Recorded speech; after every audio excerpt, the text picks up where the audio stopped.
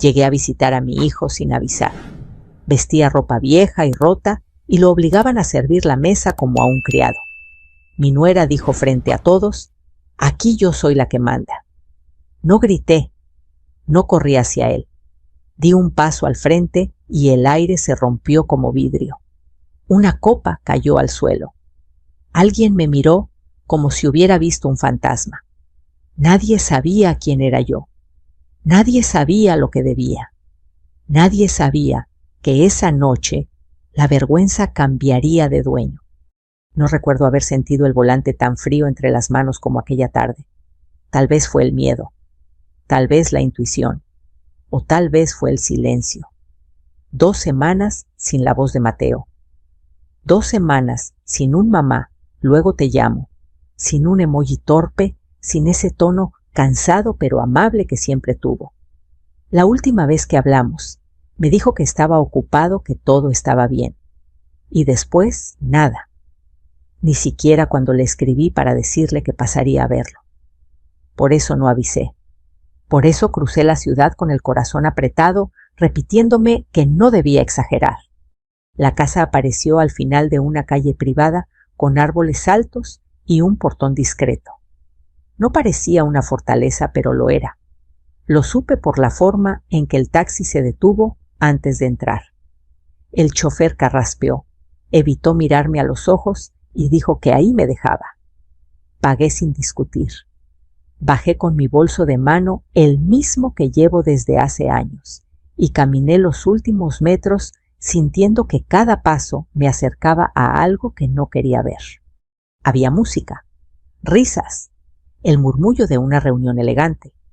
La puerta estaba abierta, como si la casa respirara seguridad. Entré y me recibió el brillo de una lámpara enorme, vestidos bien cortados, trajes oscuros, copas llenas. Gente que no me conocía y que no esperaba verme. Busqué a Mateo con la mirada. No estaba entre los invitados.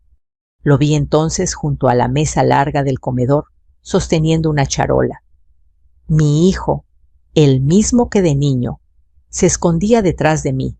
Cuando tenía miedo, llevaba una camisa descolorida y pantalones gastados. Sus hombros estaban encorvados.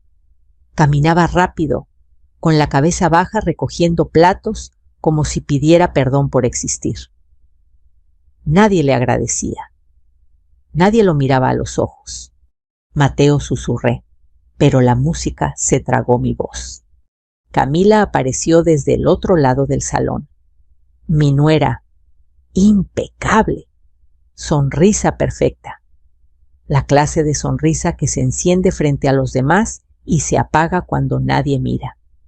Se acercó a un grupo y sin bajar el tono, dijo señalando a mi hijo: «No se distraigan, él se encarga de la mesa, aquí yo soy la que manda». Algunos rieron, otros fingieron no escuchar. Sentí como algo me subía por el pecho caliente y pesado. No grité, no lloré. Di un paso al frente, solo uno. Fue entonces cuando el sonido del cristal rompiéndose detuvo la música. Una copa de vino cayó al suelo y se hizo añicos. El silencio se expandió como una mancha. Un hombre canoso de traje azul oscuro me miraba fijamente. Su rostro había perdido el color. Me observaba con una mezcla de miedo y reconocimiento que no veía desde hacía muchos años. «Doña», Teresa murmuró. Yo también lo reconocí.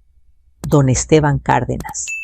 18 años atrás, en una noche de lluvia, llegó a urgencias con el pecho abierto por un accidente. Nadie creía que sobreviviría. Yo sostuve su mano mientras el equipo trabajaba. Yo tomé decisiones rápidas cuando no había tiempo para dudar. Vivió y prometió devolver el favor. Camila notó el cambio en el ambiente y giró hacia mí. Su sonrisa se tensó apenas un segundo antes de recomponerse. Mamá Teresa exclamó abriendo los brazos: «¡Qué sorpresa! No nos avisó». No respondí, no avisé. Mateo levantó la cabeza. Nuestros ojos se encontraron. En los suyos vi algo que me heló miedo. No vergüenza, miedo. Quiso decir algo, pero Camila se adelantó. Mi esposo está un poco sensible. Últimamente, explicó a los invitados. Ya saben, estrés. Pero todo está bajo control. Bajo control.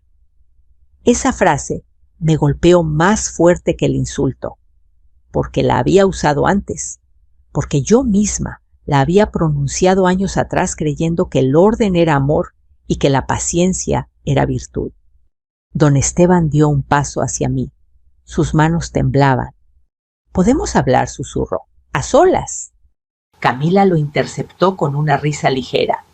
Luego Esteban. Disfrute la velada. Él asintió, pero al pasar junto a mí deslizó algo en mi mano. Una tarjeta doblada. Sentí el papel áspero contra mi palma.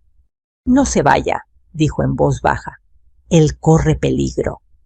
Guardé la tarjeta en el bolso sin mirarla. Observé a Mateo servir otra copa. Observé la forma en que evitaba cruzar la mirada con nadie. Observé cómo Camila se movía por la sala como una reina generosa, repartiendo sonrisas y órdenes. Pensé en la última vez que Mateo me llamó mamá, con voz firme. Pensé en todas las veces que le dije que aguantara, que no hiciera ruido, que el amor se demostraba cediendo. Sentí una punzada de culpa que no supe nombrar. Camila se acercó de nuevo. —De verdad, si quiere sentarse —dijo—. Mateo trae una silla para tu madre. Mi hijo obedeció de inmediato. Cuando pasó junto a mí, susurró casi sin mover los labios. —Vete, mamá, por favor. No me moví. Me quedé de pie con la espalda recta, respirando despacio. Afuera, la noche caía. Adentro, algo estaba a punto de romperse. Y yo no pensaba apartar la mirada. No me senté. Permanecí de pie junto a la pared, observando cómo la fiesta intentaba recomponerse. La música volvió más baja, como si tuviera miedo de sí misma. Las risas regresaron con un retraso torpe. Camila levantó su copa y brindó por algo irrelevante, y la gente respondió agradecida por la excusa para seguir fingiendo normalidad. Yo, en cambio, sentía que el aire estaba espeso, cargado de preguntas que nadie quería formular. Aproveché el primer descuido para acercarme a Mateo. Él llevaba ahora una jarra de agua. Sus manos temblaban lo suficiente como para derramar unas gotas sobre el mantel. Me interpuse en su camino con suavidad. —Hijo —dije—, ¿estás bien? No respondió. Bajó la mirada y dio un paso atrás, como si mis palabras fueran un golpe. Camila apareció de inmediato, colocando una mano firme sobre su brazo. —Amor, ve a la cocina —ordenó con dulzura ensayada—. Los invitados necesitan hielo. Mateo asintió. Antes de irse, sus ojos se levantaron un segundo y vi en ellos una súplica muda. Camila sonrió a los presentes como si acabara de resolver un pequeño inconveniente doméstico. —Es un poco torpe últimamente —explicó—. El estrés lo tiene así. Torpe. Otra palabra conocida. Me alejé sin discutir. No era el momento. Aprendí hace años que cuando alguien quiere exhibirte, la mejor respuesta es observar. Busqué un rincón desde donde pudiera ver la cocina. La puerta se abría y cerraba con frecuencia. Mateo entraba y salía cargando cosas, siempre apurado, siempre silencioso. Nadie más cruzaba ese umbral. La casa parecía dividida en dos mundos, el salón brillante y la trastienda donde mi hijo se hacía pequeño. Mi bolso vibró. Un mensaje. Lo abrí con cuidado. —Mamá, ayúdame, no le creas. La hora marcaba 3 semanas atrás. El remitente Mateo. Tragué saliva. Había releído esas palabras tantas veces que ya no parecían reales. Aquella noche llamé de inmediato. La llamada no entró. Días después, el número seguía fuera de servicio. Escribí correos, dejé mensajes, me convencí con la terquedad de quien no quiere ver de que se trataba de una crisis pasajera. Está ocupado, me repetía. Los matrimonios tienen rachas. Don Esteban se acercó por detrás y habló en voz baja. No quise decirlo delante de ella, murmuró, pero su hijo no está bien. Eso ya lo veo, respondí. Me condujo hacia un pasillo lateral, lejos de la música. Allí el ruido se volvía un murmullo distante. Hace meses que vengo a estas reuniones, continuó. Siempre es igual. Él sirve. Ella manda. Si alguien pregunta, Camila sonríe y dice que Mateo prefiere ayudar. Pero no es ayuda. Es obediencia. ¿Por qué no dijo nada antes? Don Esteban apretó los labios. Porque tuve miedo. Porque ella sabe destruir reputaciones. Porque se detuvo, yo le debo la vida. Me miró con una gravedad que no dejaba espacio a dudas. Hace 18 años, cuando todos pensaban que no iba a salir de la mesa de operaciones, usted decidió no rendirse. Me sostuvo cuando desperté. Me dijo que respirar ya era una victoria. Desde entonces, cada decisión importante que tomé llevó su nombre como recordatorio. Hoy al verla, aquí, entendí que ya no podía callar.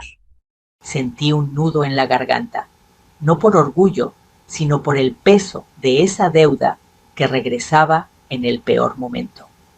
Camila tiene fama, continuó. No es la primera vez. Hombres que se apagan, que se enferman, que desaparecen de su propio hogar. Ella los rodea de papeles de diagnósticos de testigos comprados. Y luego los presenta como frágiles incapaces. Mateo no es frágil, dije con firmeza. Es bueno. Precisamente asintió. Y ella lo sabe.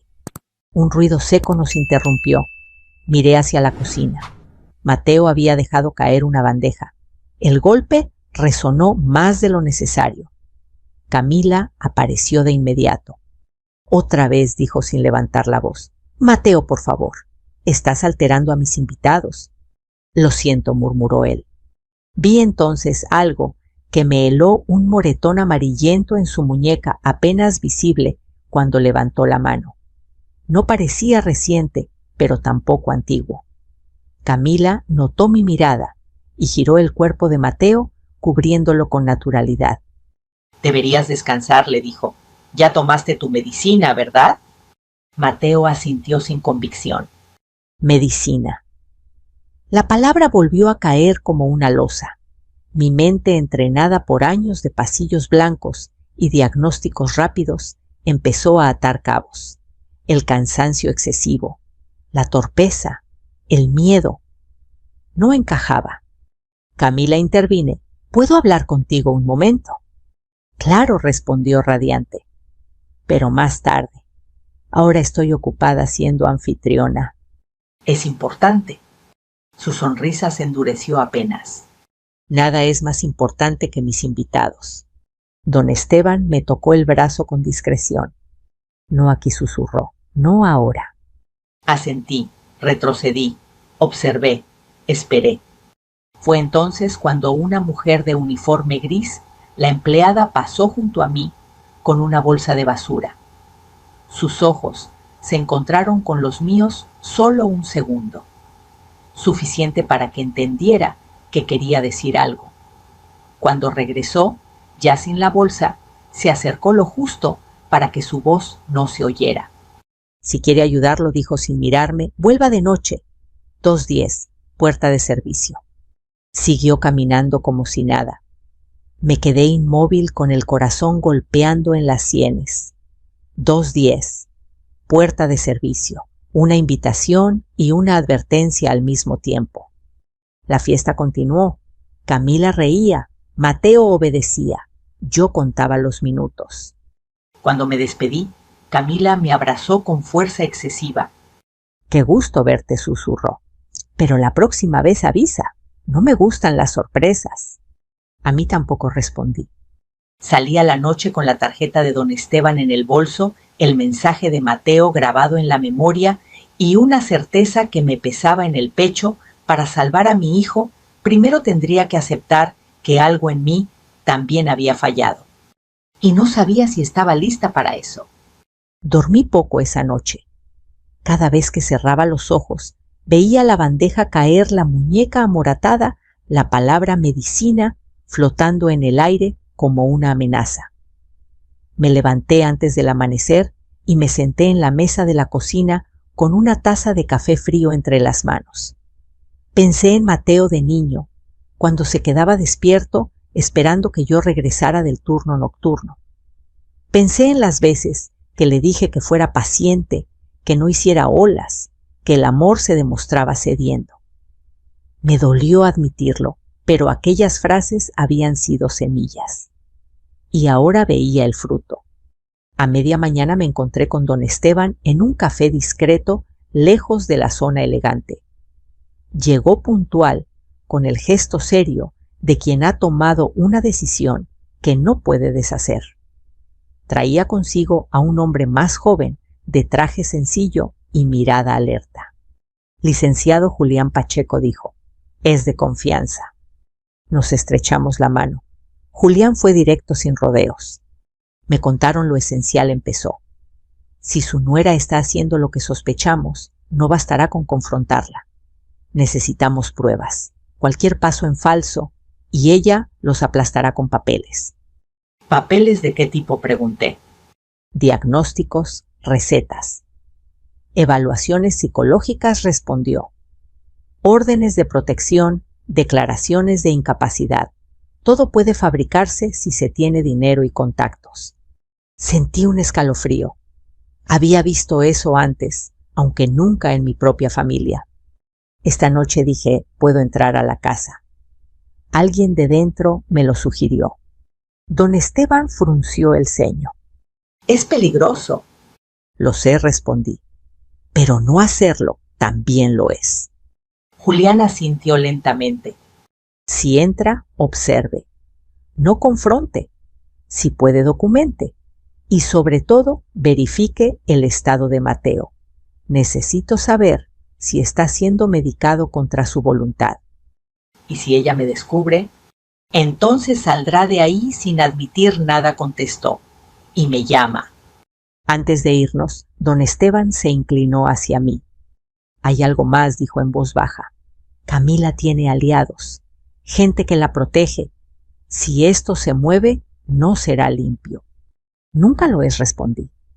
Pasé el resto del día preparando una bolsa pequeña linterna, mi antiguo estetoscopio, un cuaderno. Herramientas que llevaba años sin usar fuera de un hospital, pero que ahora parecían más necesarias que nunca. Al anochecer, me senté en la cama y respiré hondo. No era miedo lo que sentía, sino una mezcla amarga de urgencia y culpa. A las 2 en punto, tomé un taxi y pedí que me dejara a 2 cuadras. Caminé el resto bajo la luz tenue de las farolas. La casa estaba casi a oscuras. La puerta de servicio, tal como me dijeron, no estaba del todo cerrada. Empujé despacio y entré. El olor a desinfectante me recordó los pasillos de urgencias. Avancé por el corredor estrecho, cuidando de no hacer ruido. Escuché pasos arriba, voces apagadas. El corazón me latía con fuerza, pero mis manos estaban firmes.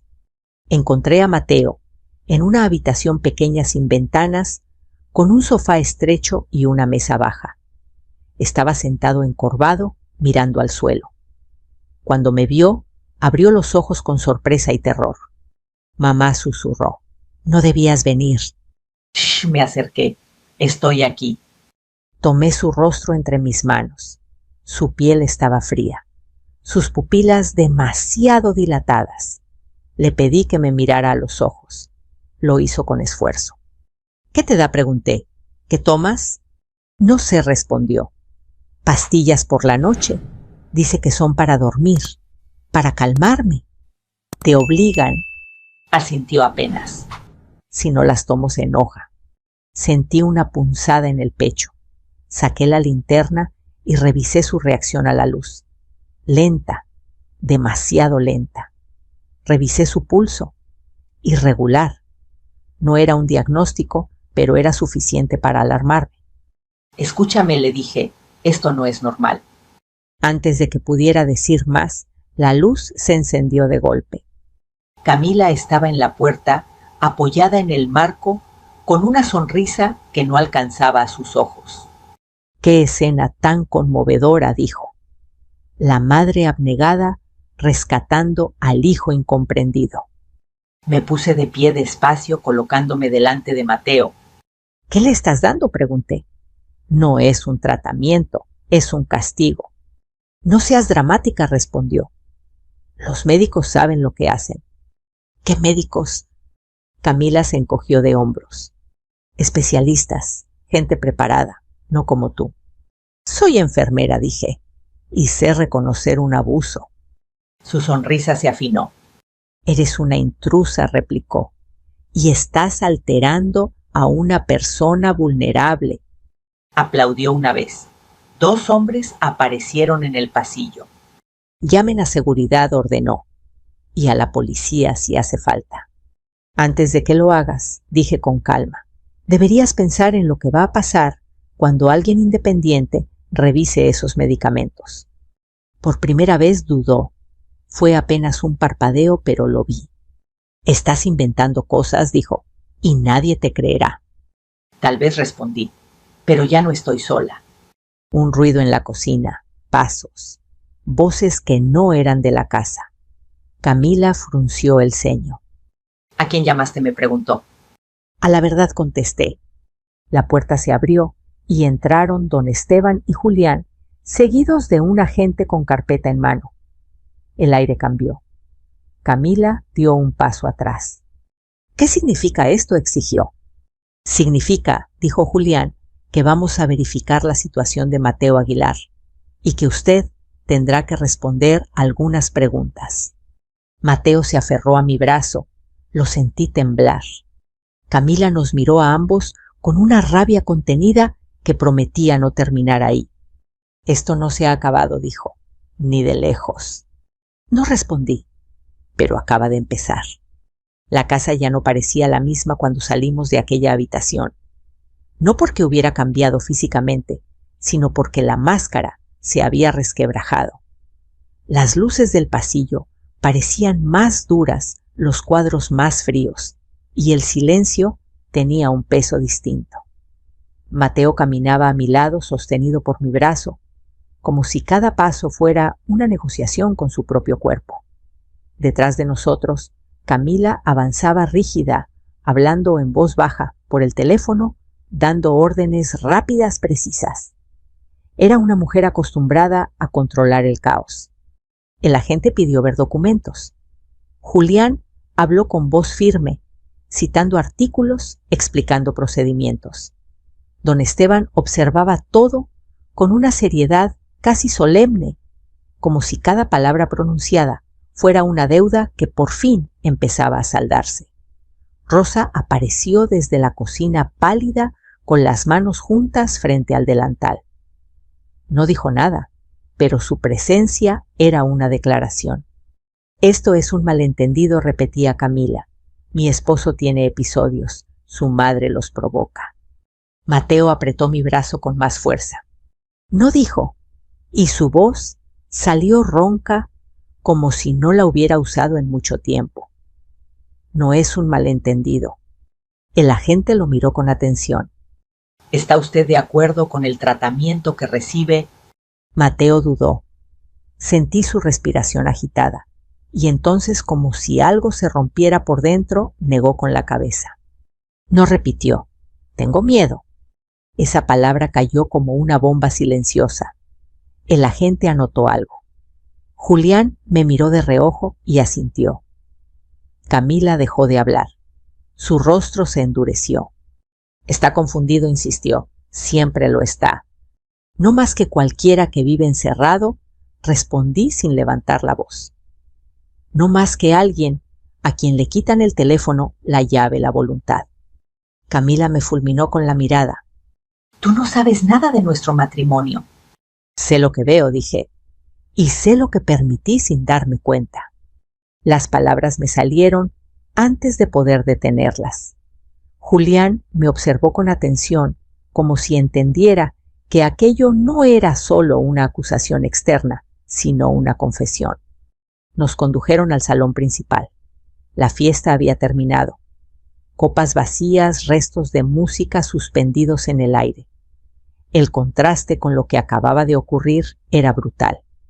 El agente explicó que por el momento Mateo podía salir de la casa si así lo deseaba y que se iniciarían revisiones formales.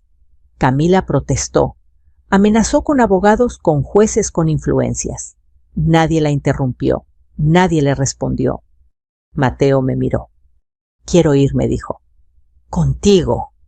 Asentí, pero sentí un nudo en el estómago. No era una victoria, era apenas el primer paso. Salimos a la madrugada. El aire frío nos golpeó el rostro.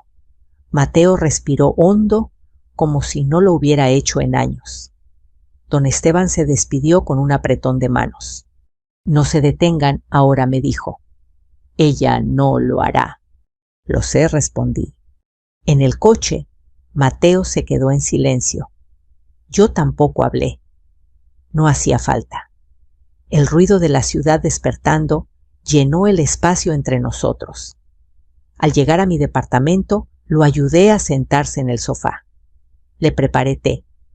Observé cómo sus manos seguían temblando.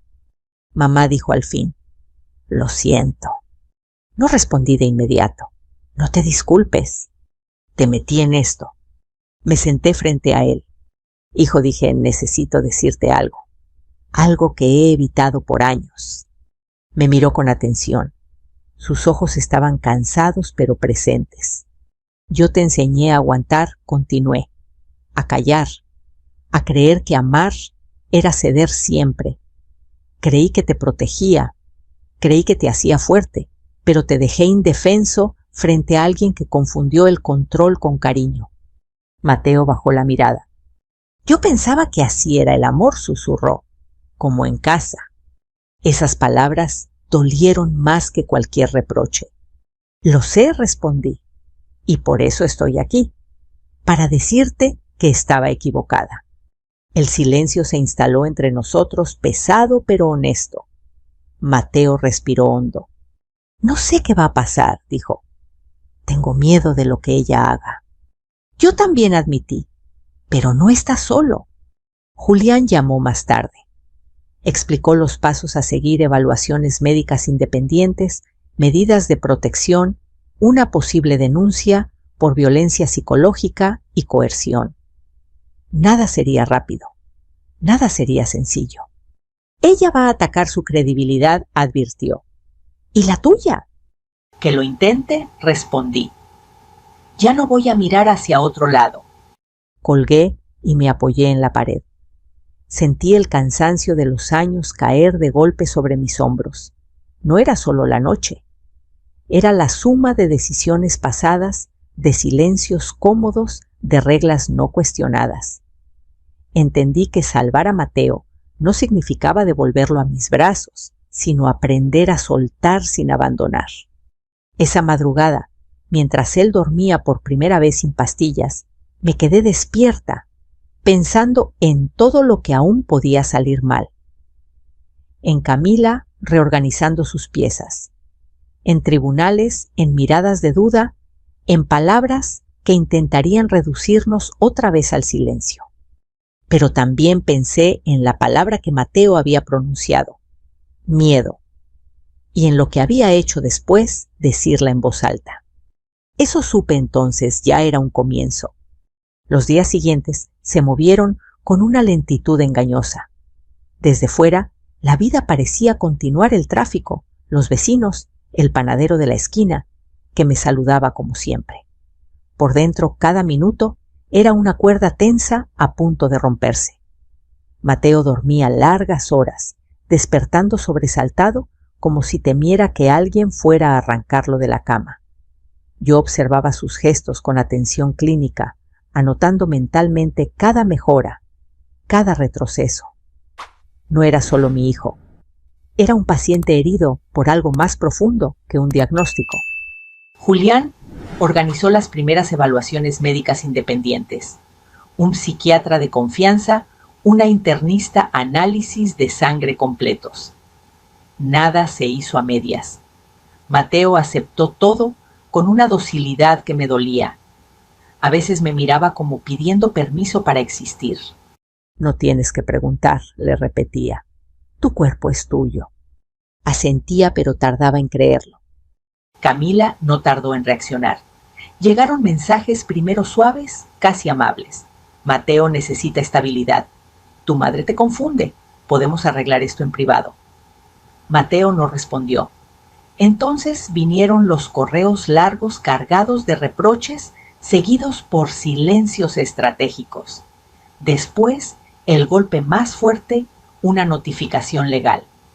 Quiere una orden de restricción, explicó Julián por teléfono. Dice que usted lo secuestró. Sentí el piso moverse bajo mis pies. ¿Puede hacerlo? Puede intentarlo, respondió, y lo hará. Esa noche, Mateo tuvo una crisis. Caminaba de un lado a otro del departamento apretándose las sienes. Tiene razón, decía. Todo esto es demasiado. Va a destruirnos. Lo tomé por los hombros. Mírame, le pedí. Respira conmigo. Lo hizo aunque le costó. Cuando por fin se calmó, se dejó caer en la silla exhausto. No quiero volver ahí, susurró. Pero tampoco quiero pelear. A veces dije con cuidado, no pelear también es una forma de rendirse. Guardó silencio. Sabía que lo entendía. A la mañana siguiente, Julián llamó con voz tensa. Tenemos un problema, dijo. Camila presentó documentos médicos firmados. Afirman que Mateo tiene un trastorno que compromete su capacidad de decisión. Son falsos, respondí. Lo sé. Lo sé yo también, contestó. Pero en papel pesa. Colgué y me quedé mirando la ventana. Pensé en Camila, sentada en algún despacho elegante, repartiendo sonrisas y carpetas. Pensé en su paciencia, en su cálculo. No era una explosión lo que nos amenazaba, sino una marea lenta. Mamá, dijo Mateo detrás de mí. Si esto sigue, voy a romperme. Me volví hacia él. Vi en su rostro algo distinto, no solo miedo, sino cansancio. Entonces no dejaremos que siga así, respondí. Llamé a don Esteban. Aceptó verme esa misma tarde.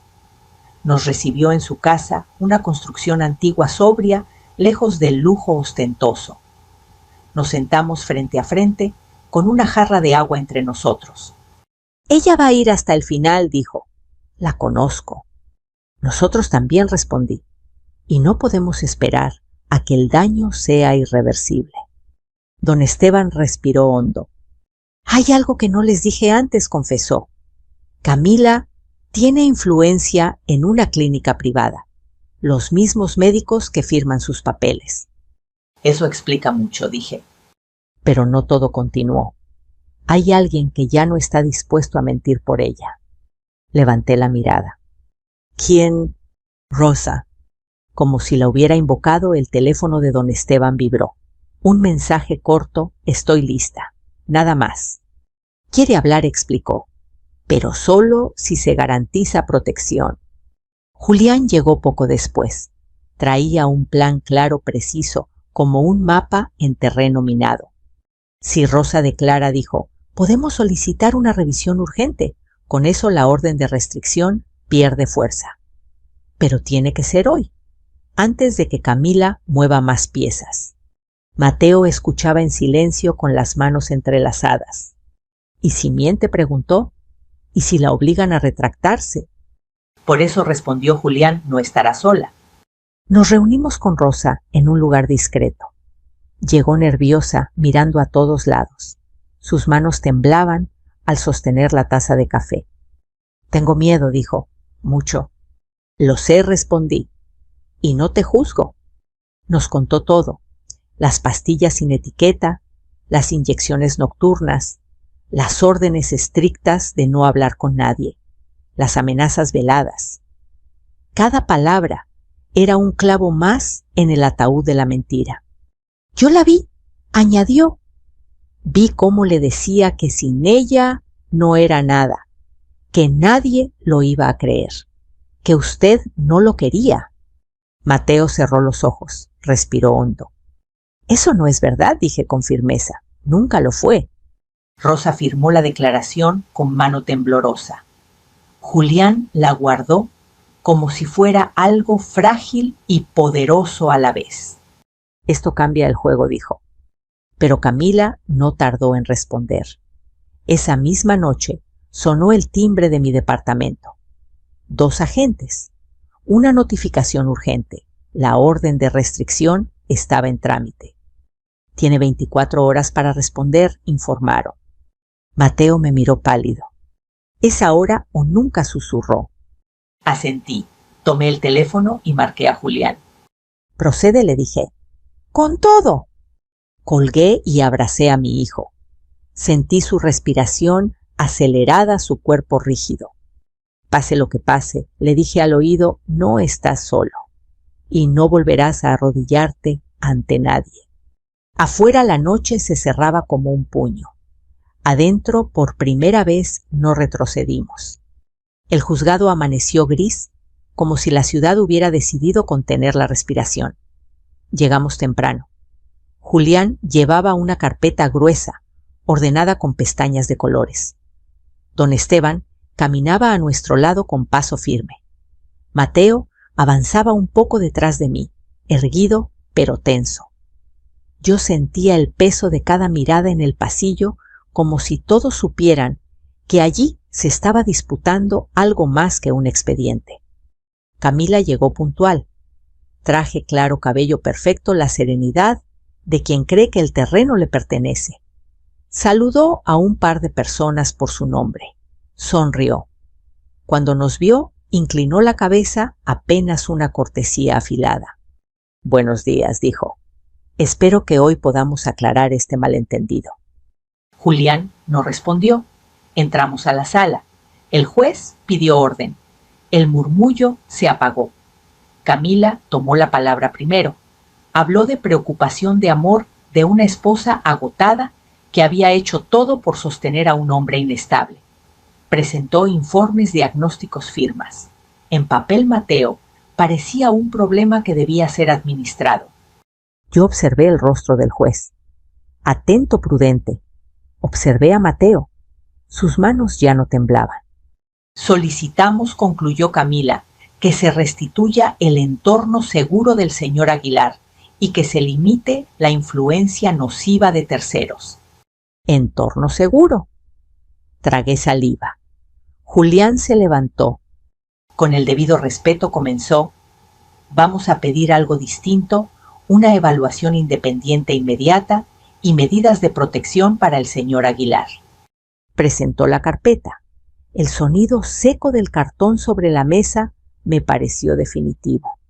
Aquí constan, continuó, análisis de sangre realizados por un laboratorio ajeno a las instituciones que la parte demandante cita. También una declaración jurada de una testigo presencial sobre la administración de fármacos no prescritos. Camila se inclinó hacia su abogado. Susurraron. El juez alzó una ceja. Llamaremos a la testigo, dijo. Rosa entró con pasos cortos. Sus manos estaban juntas, pero su voz cuando habló fue clara. Describió rutinas, horarios, frascos, sin etiqueta. Describió el miedo. El juez tomó notas. Camila negó con la cabeza, incrédula, como si aquello fuera una obra mal ensayada. Además, añadió Julián, solicitamos que se escuche al señor Aguilar. El juez miró a Mateo. ¿Desea declarar? Mateo se levantó despacio. Inspiró. Cuando habló, no lo hizo para convencer, sino para decir la verdad.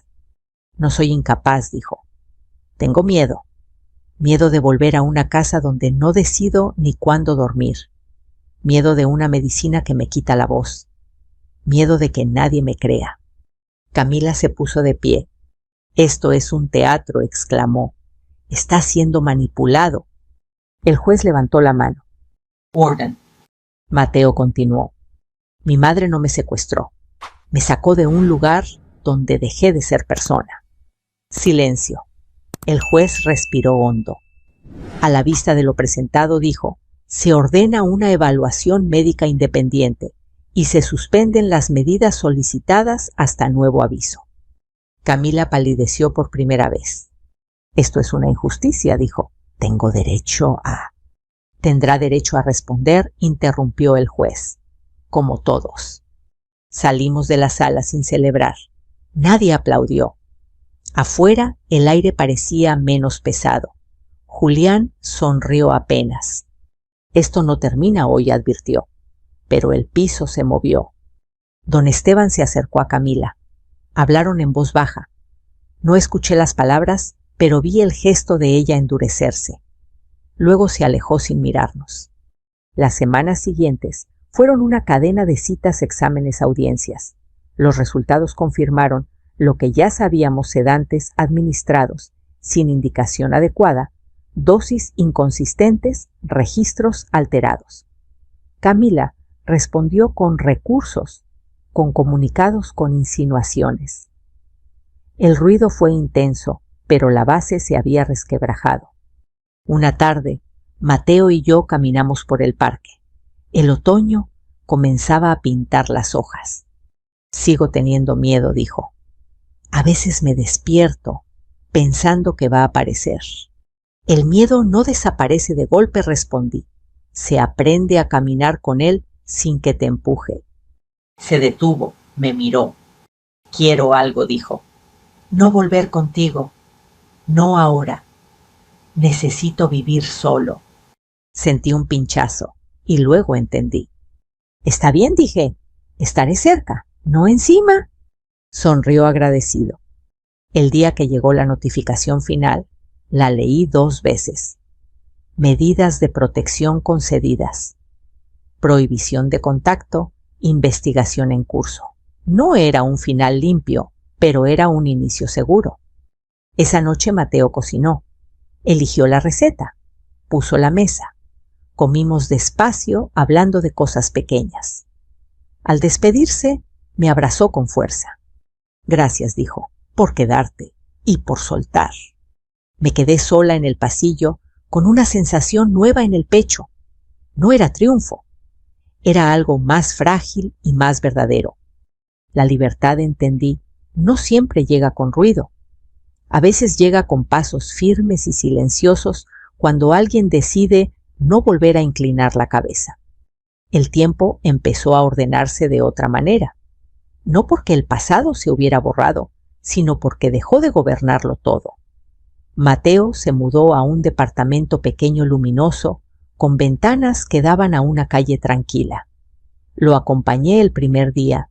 Ayudé a colocar los platos en la alacena, colgué una cortina sencilla. Me fui antes de que anocheciera. Quise hacerlo bien, estar presente, sin invadir, cerca, sin apretar. Las semanas siguientes trajeron avances y retrocesos.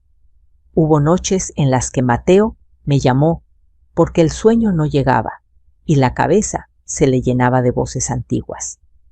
Hubo mañanas en las que se levantó temprano para ir a caminar orgulloso de una rutina que era solo suya.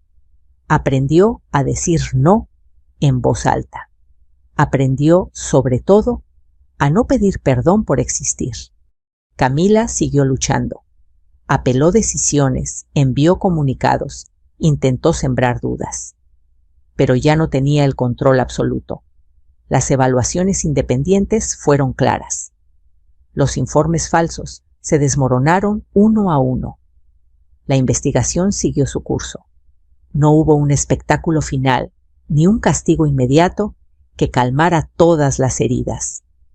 Hubo, en cambio, algo más difícil, la verdad sostenida en el tiempo. Un día Mateo me pidió que lo acompañara a una audiencia más. No por miedo, dijo, sino por compañía. Caminamos juntos por el pasillo del tribunal. Cuando terminó, respiró hondo y sonrió. No me temblaron las manos, dijo. Antes sí. Eso también es sanar, respondí. Nos sentamos en una banca afuera. El sol caía tibio. Pensé en cuántas veces confundí el silencio con paz, la obediencia con amor. Pensé en todo lo que no supe hacer y por primera vez no huí de esa reflexión. Mamá dijo: Mateo, necesito decirte algo más. Lo miré, esperé. No sé si algún día dejaré de sentir rabia por lo que pasó, continuó, por lo que ella me hizo, por lo que yo permití y también por lo que aprendí en casa. Asentí sin interrumpir. Pero verte reconocerlo. Hizo una pausa. Verte cambiar. Me ayudó a no quedarme atrapado ahí. Sentí los ojos húmedos, no de alivio, sino de responsabilidad asumida. Gracias por decírmelo, respondí. No te debo perfección, te debo honestidad. Esa noche cenamos juntos en su departamento. Cocinó él, eligió la música, puso la mesa sin prisa. Al despedirme, me detuve en la puerta. Quise decir algo importante y no encontré la frase exacta. Mateo me leyó el gesto. Quédate tranquila, dijo. Estoy bien, y si no lo estoy, sé pedir ayuda. Bajé las escaleras con el corazón liviano. Afuera, la ciudad seguía con su ruido habitual indiferente a nuestras pequeñas victorias. Caminé unas cuadras y pensé en Rosa, que había encontrado un trabajo nuevo lejos del miedo. Pensé en don Esteban, que cumplió su deuda no con dinero, sino con coraje. Pensé en Julián, en la paciencia de los procesos, en lo que cuesta sostener la verdad cuando deja de ser noticia. Pensé también en mí, en la mujer que fui convencida de que amar era dirigir, en la que soy ahora aprendiendo a acompañar sin controlar. No todo se repara, no todo se perdona, pero algunas historias se enderezan cuando alguien se atreve a mirar de frente y decir: me equivoqué. Antes de llegar a casa, miré el teléfono. Un mensaje de Mateo: gracias por hoy. Sonreí, guardé el teléfono, respiré. Si llegaste hasta aquí, quiero decirte algo con la misma honestidad con la que se contó esta historia. A veces el drama más silencioso ocurre dentro de la familia. A veces la violencia no grita, firma papeles. A veces amar significa soltar el mando y devolver la voz. Si esta historia te tocó, si te hizo pensar en alguien que quieres o en ti, cuéntame en los comentarios desde qué ciudad nos escuchas y qué parte resonó contigo. Compartir también es una forma de romper el silencio. Suscríbete para no perderte las próximas y acompáñanos en este camino de mirarnos de frente y seguir adelante juntos. Llegué tarde a la cena familiar. Me acerqué a la mesa sin que nadie me viera. Entonces escuché la risa de mi nuera, clara, suelta, cruel. No soporto a mi suegra, dijo. Es demasiado patética para estar aquí. Las copas chocaron. Alguien brindó. Todos rieron. Incluso mi hijo.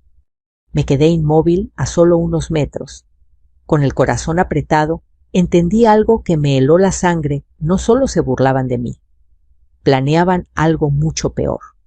Eran las 8:47 de la noche, cuando empujé la puerta de vidrio del restaurante El Nogal, uno de esos lugares familiares de Guadalajara, donde el olor a carne en su jugo se mezcla con el murmullo constante de conversaciones y risas.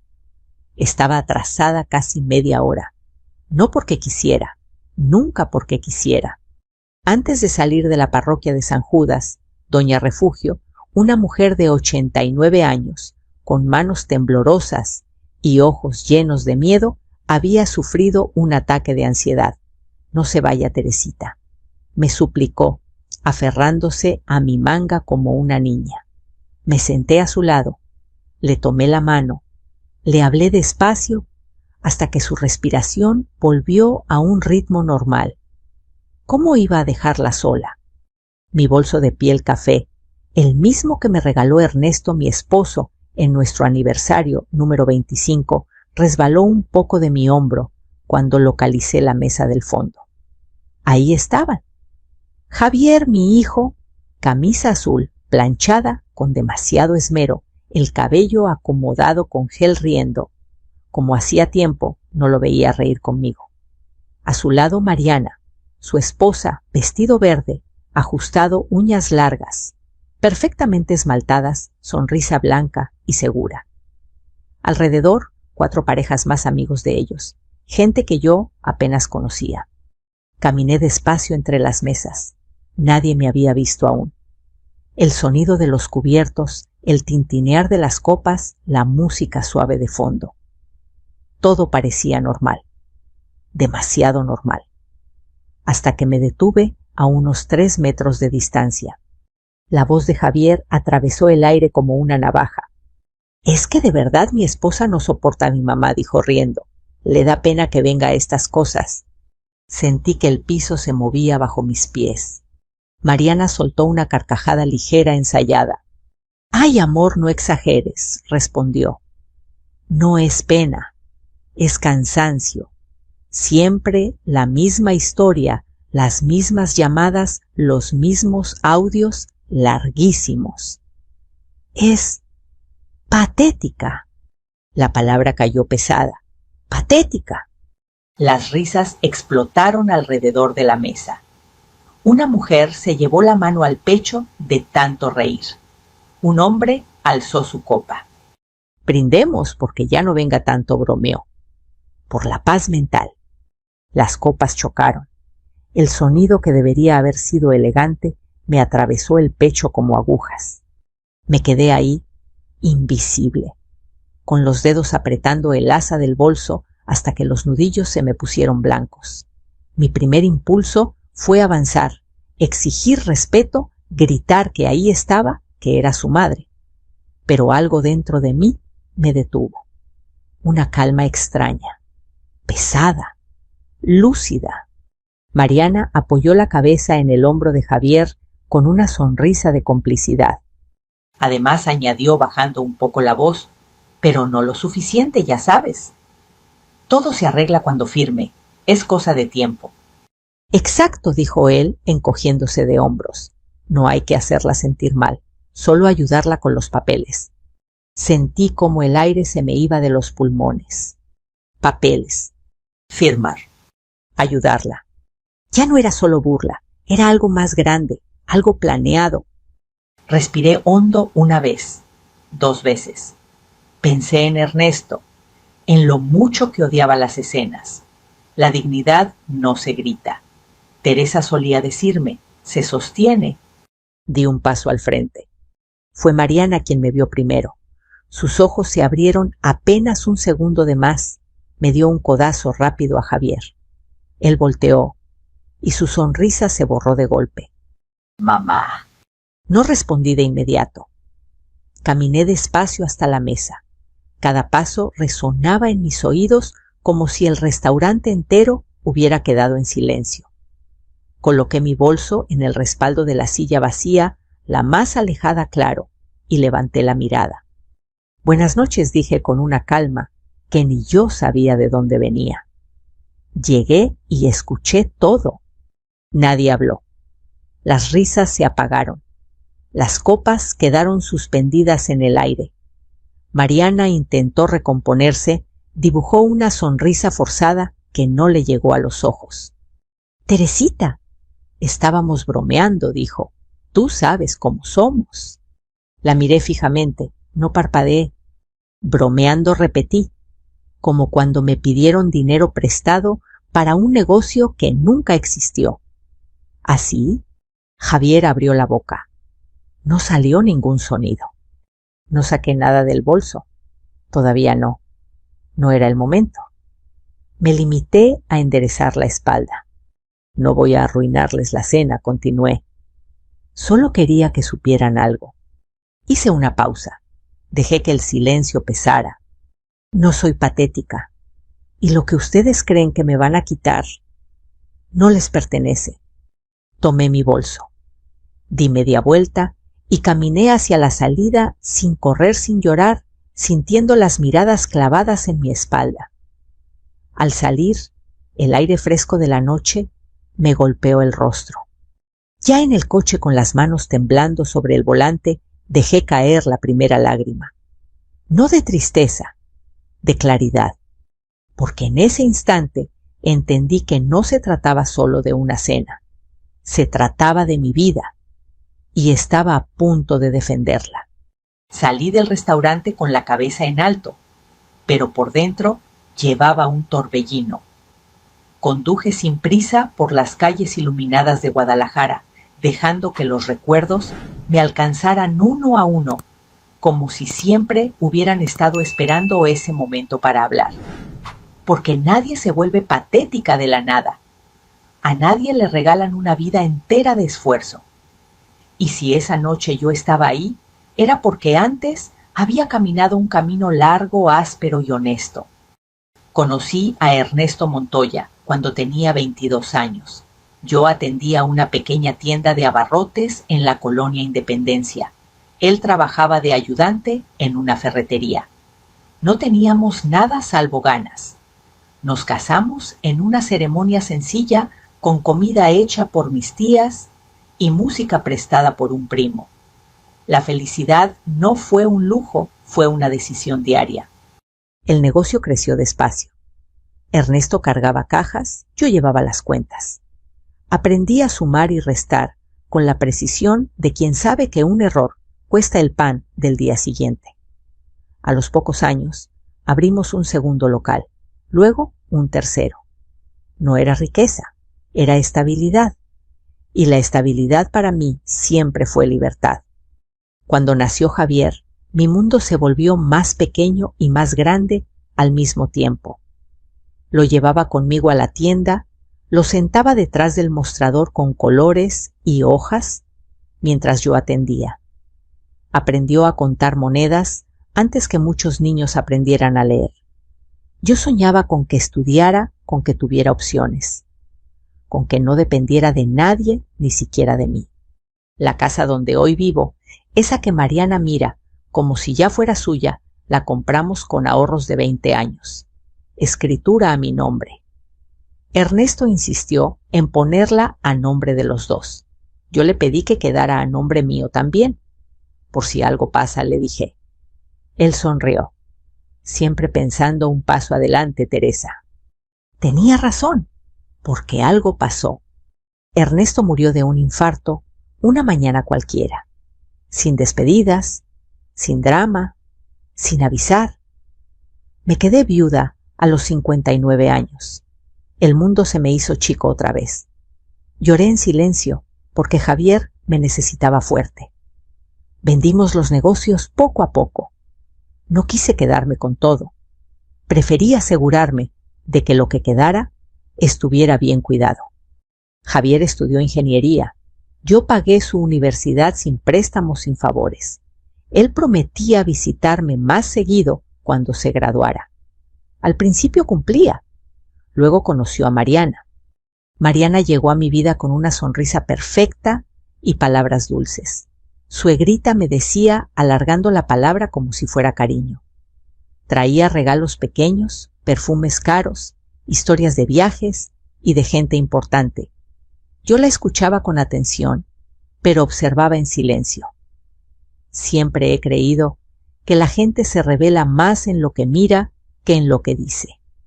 Y Mariana miraba mi casa como quien evalúa un terreno.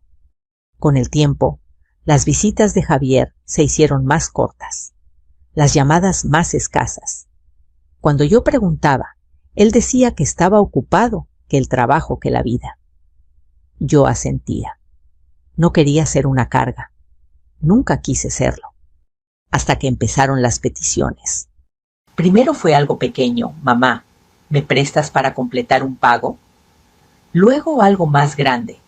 Mariana quiere abrir un negocio. Una estética moderna. Es buena idea. Yo pedí ver números planes. Me mostraron papeles bien impresos, proyecciones optimistas. Algo no me cuadraba, pero confié. Confié porque era mi hijo. El dinero salió de mis ahorros. No todo, solo una parte. con contrato simple firmado ante testigos. Yo no regalo lo que tanto me costó conseguir, ni siquiera por amor. Y eso supe después fue lo que empezó a molestar a Mariana. A partir de ahí, su trato cambió. Comentarios envueltos en sonrisas. Usted ya debería descansar. Déjenos a nosotros encargarnos. Es mucha responsabilidad para alguien de su edad. Javier no la contradecía, y ese silencio me dolía más que cualquier palabra. Yo seguía con mi vida. Voluntariado en la parroquia, taller de lectura los miércoles, comidas sencillas, amigas de verdad. No necesitaba lujos, necesitaba paz.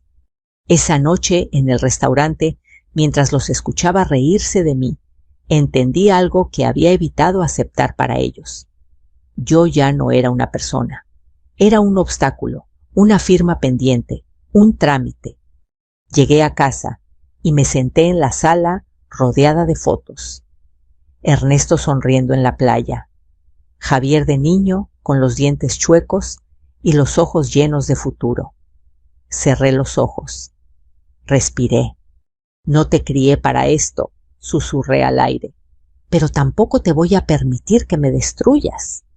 No sentí rabia, sentí determinación, porque si algo aprendí en todos esos años, fue esto: nadie valora lo que no tuvo que construir, y yo había construido demasiado como para entregarlo por miedo.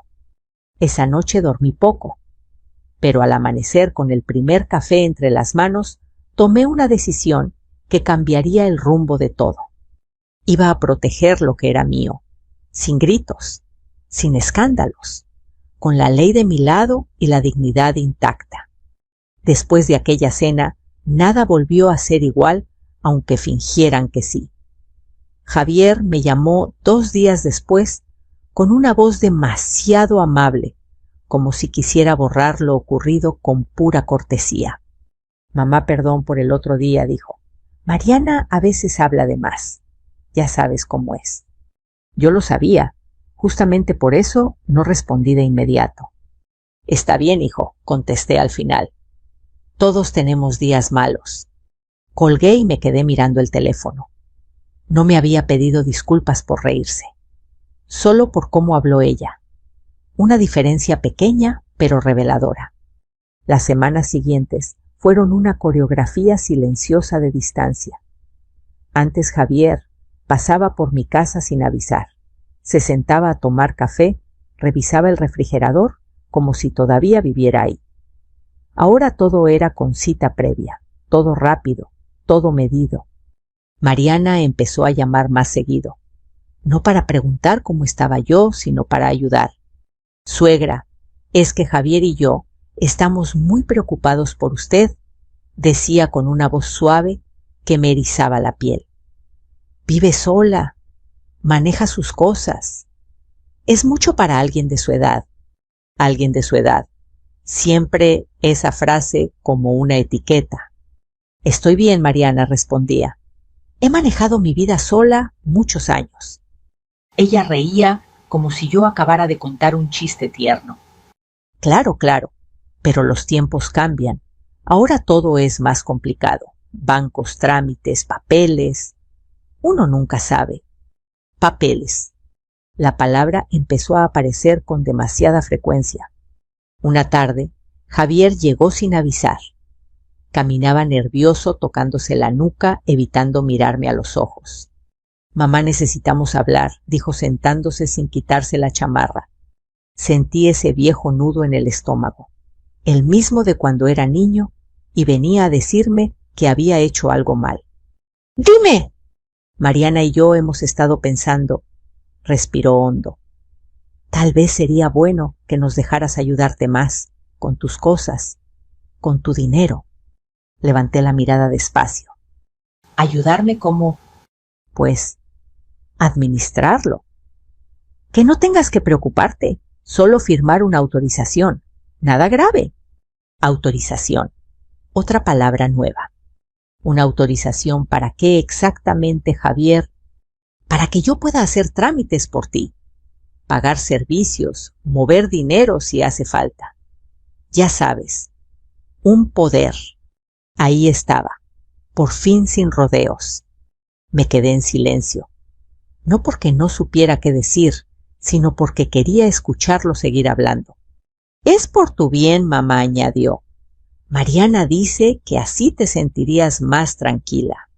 Mariana dice, pensé en Ernesto, en cómo siempre me consultaba antes de cualquier decisión, en cómo jamás me habría pedido que firmara algo sin explicarme cada línea. Voy a pensarlo, dije al final. Javier suspiró aliviado y frustrado al mismo tiempo. No tardes mucho. Hay cosas que no pueden esperar. Después de que se fue, me senté en la mesa de la cocina con las manos cruzadas. Recordé pequeñas escenas que antes había ignorado Mariana, preguntando por mis estados de cuenta por curiosidad, sugiriendo que vendiera la casa para mudarme a algo más práctico, comentando que conocía a un notario muy bueno. No era improvisación, era un plan. Decidí observar, no confrontar, escuchar más de lo que hablaba. Empecé a notar cómo Mariana se dirigía a mí en presencia de otros. Suegrita, ¿ya tomó su medicina?, preguntaba en reuniones en voz alta. ¿Se acuerda dónde dejó las llaves?, decía, aunque yo las tuviera en la mano. La gente sonreía con incomodidad. Javier bajaba la mirada. Nadie la detenía. Una tarde, mientras tomábamos café en su departamento, Mariana dejó caer una frase, como quien no quiere la cosa. Conozco casos muy tristes, dijo. Adultos mayores que pierden todo porque nadie los ayuda a tiempo. A veces hasta los declaran incapaces y les quitan el control de sus bienes. La miré fijamente. Qué bueno que yo todavía puedo decidir por mí misma, respondí. Ella sostuvo mi mirada un segundo, luego sonrió. Por ahora. Esa noche no dormí. No por miedo, por claridad. Entendí que no estaban esperando a que yo confiara. Estaban esperando a que yo me cansara, a que dudara de mí, a que bajara la guardia. Y también entendí algo más doloroso. Javier no era un villano. Era peor. Era débil. Permitía que otros pensaran por él, decidieran por él. Y por mí. Al día siguiente, llamé a doña Lupita, mi vecina y amiga de años. Le conté todo. Me escuchó sin interrumpir. Tere dijo al final, cuando alguien empieza a tratarte como si ya no supieras pensar, es porque quiere pensar por ti. Asentí. ¿Y qué hago? Protégete, antes de que sea tarde. Colgué y abrí una libreta nueva. Empecé a anotar fechas, frases, llamadas. No como una mujer herida, sino como una mujer alerta. Porque algo dentro de mí ya lo sabía, con certeza no querían cuidarme. Querían controlarme. Y yo no había sobrevivido a una vida entera de trabajo para entregar mi voluntad por comodidad ajena. No todavía, no nunca. Después de aquella conversación, algo cambió en el aire. Ya no era solo distancia ni comentarios disfrazados de preocupación. Ahora había prisa. Una urgencia silenciosa que se colaba en cada llamada, en cada visita, en cada consejo que no había pedido. Mariana empezó a aparecer en mi casa con más frecuencia, siempre sonriente, siempre con prisa. Suegra, venimos rapidísimo, decía. Solo a ver cómo está. Se paseaba por la sala con la mirada inquieta, como si contara mentalmente cada mueble, cada cuadro, cada detalle. Javier la seguía callado con ese gesto suyo que siempre tenía cuando no quería pensar demasiado.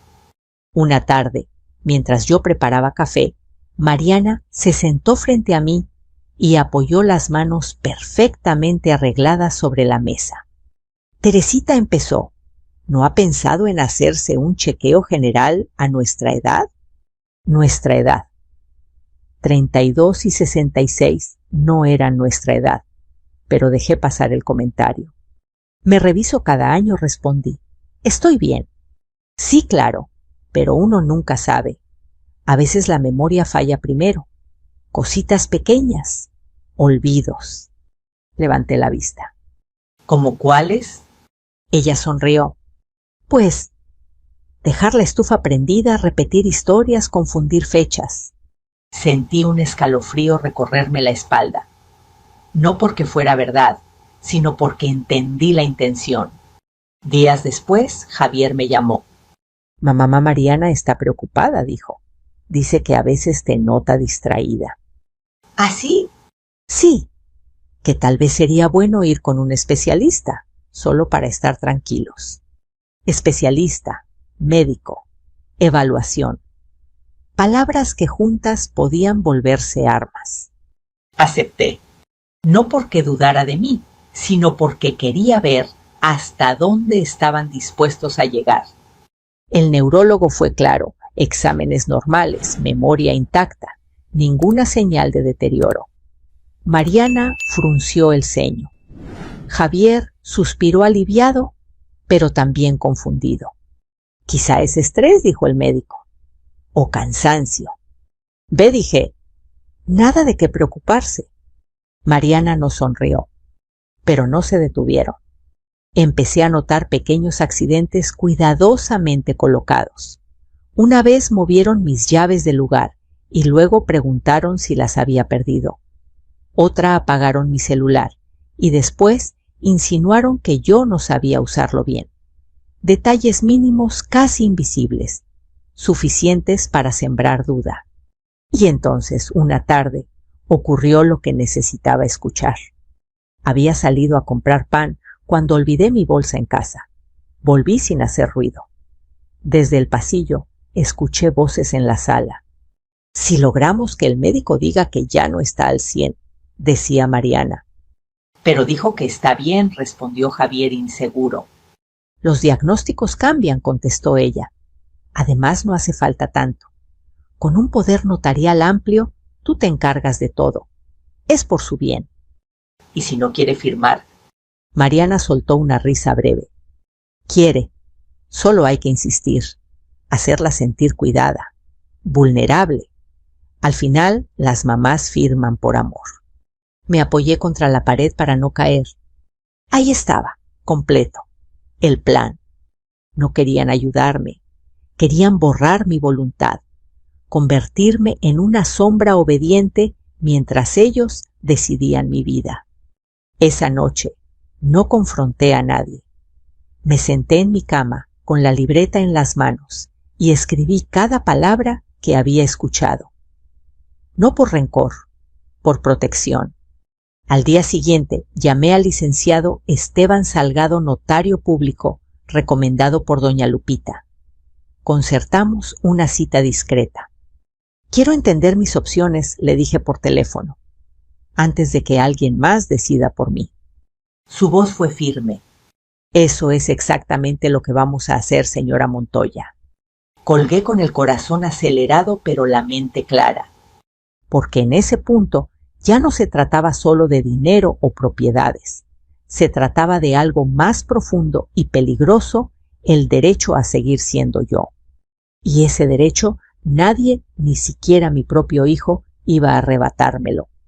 El despacho del licenciado Esteban Salgado estaba en un edificio antiguo del centro, con escaleras de mármol gastado y un olor constante a papel y café recién hecho.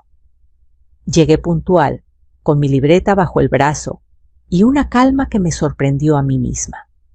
No iba a pedir permiso. Iba a entender. Señora Montoya, dijo al saludarme, tome asiento. Cuénteme todo desde el principio. Hablé durante casi una hora. No levanté la voz. No exageré nada. Le conté la cena, las burlas, las insinuaciones, el poder, las visitas al médico, las palabras exactas que había escuchado desde el pasillo. Él tomó nota sin interrumpir. Cuando terminé, cerró la libreta y me miró a los ojos. No es un caso aislado, dijo. Pasa más de lo que cree y siempre empieza igual es por tu bien. Asentí. No quiero pelear con mi hijo, le aclaré. Tampoco quiero humillarlo. Solo quiero que nadie pueda tocar lo que construí, ni decidir por mí. El licenciado respiró hondo. Entonces vamos a hacer 3 cosas, enumeró: proteger su patrimonio, dejar claro su deseo y cerrar cualquier puerta a abusos.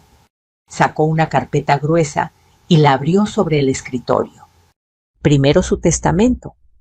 Vamos a actualizarlo y a dejar condiciones claras. Mientras usted viva, nadie puede administrar sus bienes sin su consentimiento expreso y específico. Nada de poderes amplios. ¿Y si me presionan?, pregunté. Por eso viene lo segundo, respondió. Un fideicomiso simple. Usted sigue siendo la titular, pero con reglas que impiden movimientos sin su autorización directa. Ni su hijo, ni su nuera, ni nadie. Sentí un alivio lento profundo. ¿Y lo tercero? La documentación de todo intento de abuso, dijo. Mensajes, llamadas, visitas.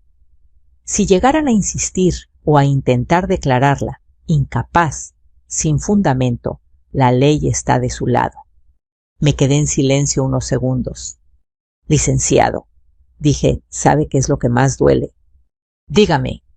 Que mi hijo crea que soy débil, que piense que puede decidir por mí solo, porque envejecí. Él asintió con seriedad. Envejecer no es perder criterio, y hoy vamos a dejarlo por escrito. Firmamos durante 2 horas. Documentos claros. Lenguaje sencillo. Cada cláusula explicada con paciencia. Salí del despacho con una carpeta sellada y una sensación nueva en el pecho seguridad. Pero no había terminado. A los pocos días, Javier volvió a llamar. Mamá Mariana está preocupada, dijo. Dice que te nota distante. Sonreí por primera vez. Estoy ocupada, hijo, pensando. ¿Pensando qué? En mí. Hubo un silencio incómodo. Mamá, lo del poder es solo para ayudarte. Ya hablé con un notario. Respondí tranquila. No necesito ayuda para decidir. La respiración de Javier se volvió irregular. ¿Fuiste con un notario sin decirnos? Sí. Mariana no va a estar contenta. No es asunto de Mariana. Colgó sin despedirse.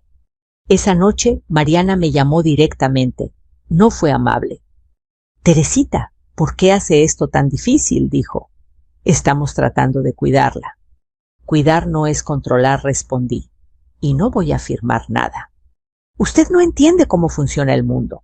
Ahora insistió. Todo es más complejo. Los adultos mayores necesitan apoyo. Y las personas jóvenes necesitan límites, contesté. Buenas noches, Mariana. Colgué antes de que pudiera responder. No dormí mal esa noche, tampoco bien. Dormí alerta, como alguien que sabe que se acerca una tormenta, pero ya cerró las ventanas.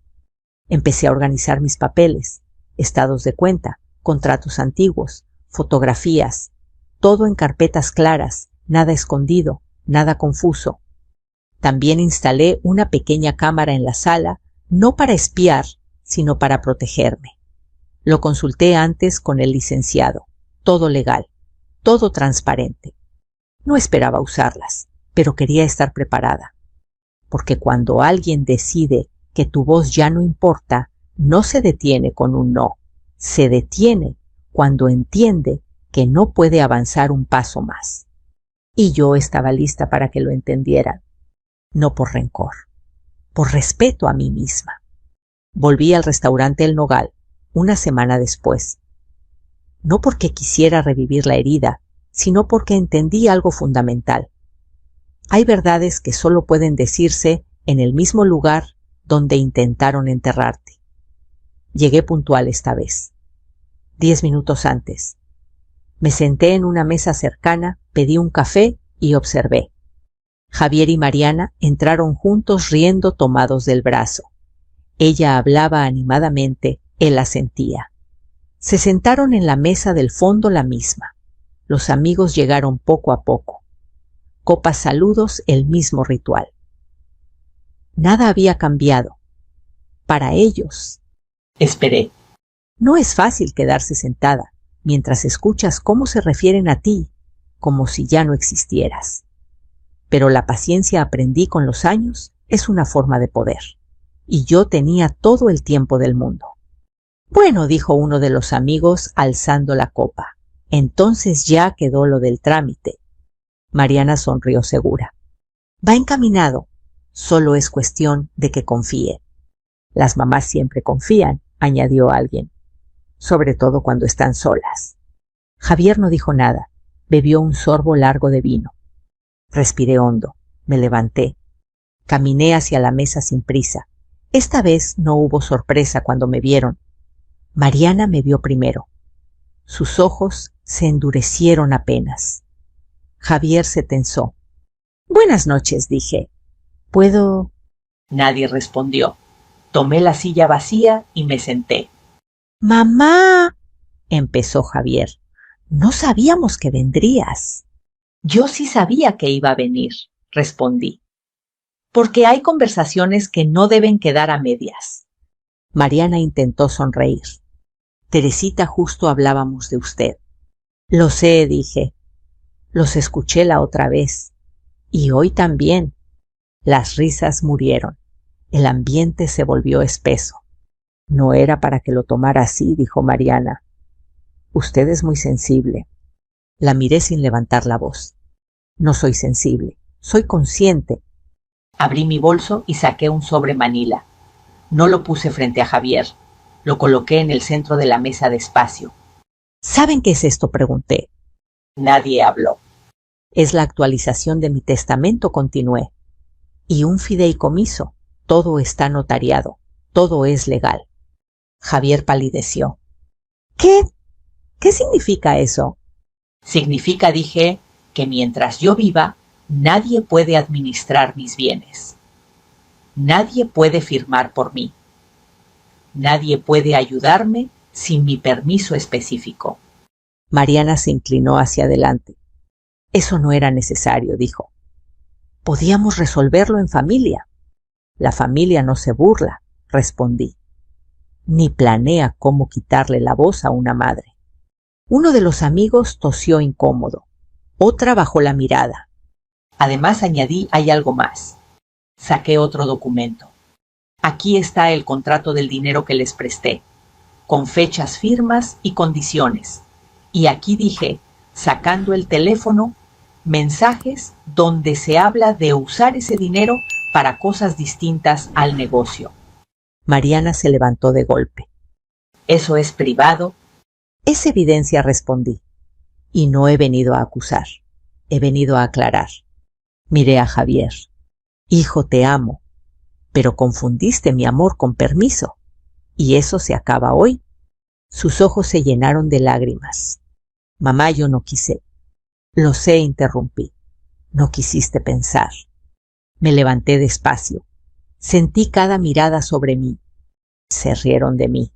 Me llamaron patética. Pero olvidaron un detalle muy importante. Hice una pausa. Yo soy la dueña de todo lo que ustedes creen que les pertenece. Nadie habló. Y hoy decido protegerlo. Tomé mi bolso. Buenas noches. Caminé hacia la salida sin mirar atrás. Al cruzar la puerta, escuché el sonido de una copa rompiéndose contra el suelo. No me detuve, porque esa noche no gané una batalla. Recuperé algo mucho más valioso, mi lugar. Salí del restaurante con una serenidad que no sentía desde hacía años. No era alegría, tampoco triunfo. Era algo más profundo, la certeza de haber hecho lo correcto, aunque doliera. Manejé despacio hasta casa con las ventanas bajas, dejando que el aire nocturno me enfriara el rostro. Guadalajara seguía viva, luces, risas lejanas, autos pasando. El mundo no se había detenido solo porque mi vida acababa de cambiar para siempre. Esa misma noche, el teléfono vibró sin descanso. Mensajes de Javier, llamadas perdidas. No contesté, no por castigo, sino porque sabía que si hablábamos en ese momento todo se convertiría en lágrimas, promesas vacías y culpas mal acomodadas. Yo necesitaba silencio, necesitaba pensar. Dormí poco, pero dormí en paz. A la mañana siguiente, a las 7 en punto, tocaron a mi puerta. Miré por la mirilla. Era Javier, solo. Ojeras profundas, la camisa arrugada, los hombros caídos. Abrí, pero dejé la cadena puesta. Mamá, por favor, dijo, déjame entrar. Hablemos aquí, respondí. Es suficiente. Se pasó la mano por el rostro desesperado. Mariana se fue, dijo. Anoche. Dijo que la humillaste, que la traicionaste. No la humillé, contesté. Le puse límites. Javier tragó saliva. Yo no vi las cosas así, murmuró. Me dejé llevar. Pensé que te estaba ayudando. Ayudar no es decidir por alguien, dije.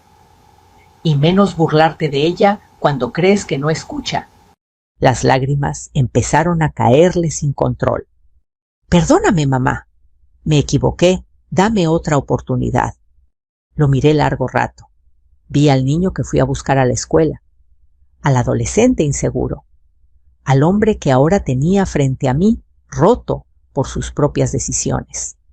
Te voy a decir algo que no te va a gustar, dije. Te amo. Pero el amor no borra lo que hiciste. Haré lo que sea, respondió. Dejaré a Mariana, te devuelvo el dinero, todo. No todo, corregí. Lo que firmaste, como adulto, como responsable. Asintió derrotado. Voy a pagarte, aunque me lleve años. Eso espero. Respiré hondo. Y hay algo más. No voy a firmar ningún poder. Nunca. Si quieres seguir siendo parte de mi vida, será desde el respeto, no desde el control. Lo entiendo, susurró.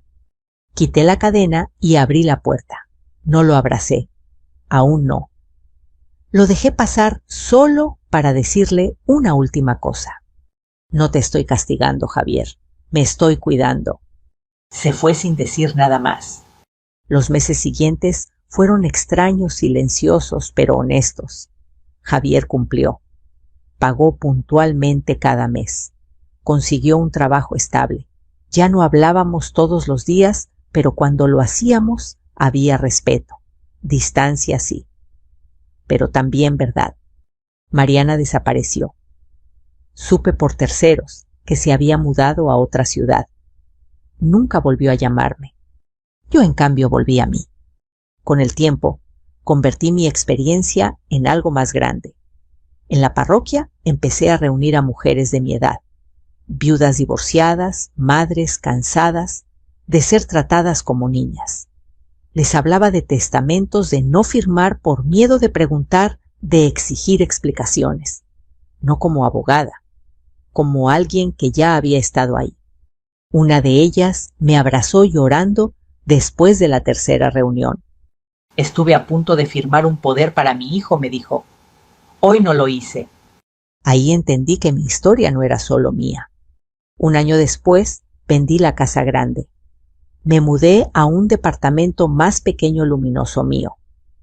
Doné parte del dinero a un fondo para adultos mayores. El resto bien protegido. Bien decidido. Javier vino a verme el día de la mudanza. Me ayudó a cargar cajas. Me miró con orgullo. Eres más fuerte de lo que pensé, me dijo. Sonreí. Siempre lo fui. Esa noche, sentada en mi nuevo balcón, escribí en mi cuaderno una frase que ahora repito siempre que puedo. Amar no significa desaparecer, y protegerte no te hace egoísta. Si llegaste hasta aquí, tal vez algo de esta historia te resultó familiar. Tal vez conoces a alguien que está siendo presionado. Tal vez fuiste tú. Quiero leerte. Cuéntame en los comentarios desde dónde estás escuchando y qué parte de esta historia te tocó el corazón. Aquí compartimos maduras de personas que un día decidieron no desaparecer. Tenemos muchas más que contar. Si no quieres perderte ninguna, suscríbete y acompáñanos en este camino. Porque elegirte no es el final de nada, es el principio de todo.